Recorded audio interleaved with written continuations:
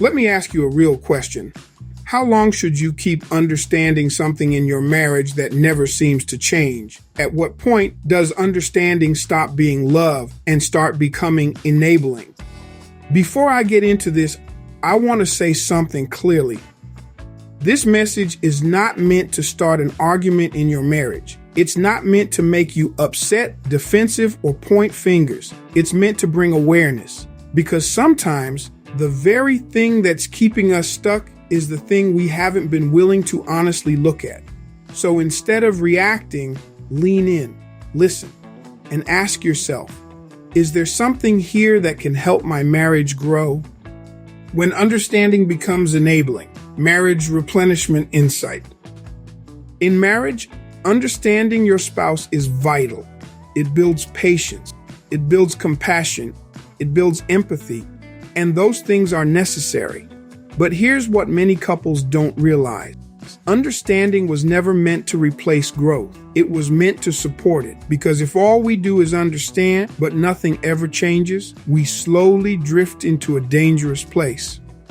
The shift from understanding to enabling. Here's where the shift happens.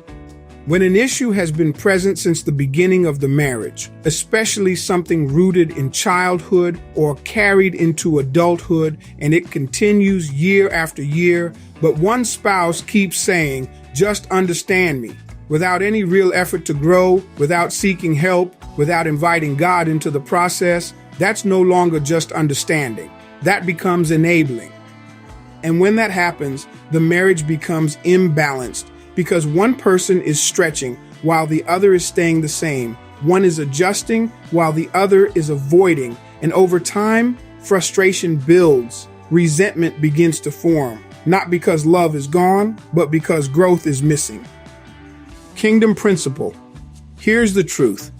Healthy marriages are built on mutual effort. Love is not just comforting. Love also challenges. Patience is not passive. It should be paired with progress. Compassion is not permission to stay stuck. It should be joined with commitment to change. So let me speak to both sides for a moment. If you've been on the receiving end of a recurring issue, it is not unloving to desire improvement. That doesn't make you impatient. That doesn't make you harsh. That means you care about the health of your marriage. And if you've been the one carrying that issue, hear this clearly. It is not too late. God is not finished with you, but you have to invite him into the process. You cannot expect your spouse to carry the weight of something God is calling you to confront. Practical application. Before you react, before you argue, before you shut down, pause and pray. Lord, give me wisdom to know when to extend grace and when to call for change. Help me love with both patience and truth. Ephesians 4, verses 22 through 24 reminds us that we are called to put off the old self, be renewed in our minds, and put on the new self, created to be like God in righteousness and holiness. So, here's the takeaway.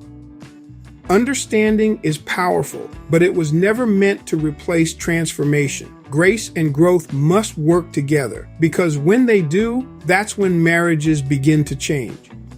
If this message spoke to you, don't just hear it, get help applying it, because knowing what to do and actually doing it are two different things. That's exactly why we created the Marriage Greatness Couples class. This isn't just another class where you sit and listen. This is where couples learn how to actually work through real issues, like the one we talked about today. You'll learn how to communicate without constant frustration, how to recognize unhealthy patterns early, how to grow together instead of growing apart, and how to bring God into the process in a practical way. And here's the best part. You don't have to wait until things get worse. You can start strengthening your marriage now. Join the Marriage Greatness Couples class. The link is in the description of this video. Let's move your marriage from where it is now to where God designed it to be.